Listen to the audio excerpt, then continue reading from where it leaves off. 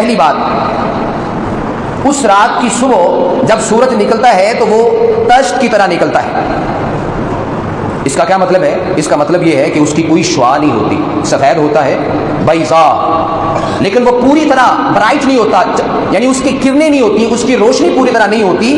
جب وہ نکل رہا ہوتا ہے تو اس کی طرف بآسانی ہم دیکھ سکتے ہیں، لا شعاع لہا، اس کی کوئی شعاع نہیں ہوتی، پہلی علامت۔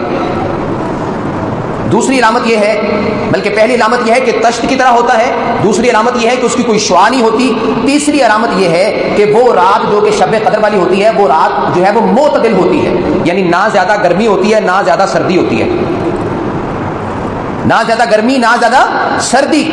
اور اس کا جو ہے وہ چوتھی علامت یہ ہے کہ جب اس رات کو چاند طلوع ہوتا ہے مثل شق جفنۃ، تو وہ بڑے تھال کا کنارہ سا لگتا ہے، بڑے تھال کا کنارہ سا لگتا ہے۔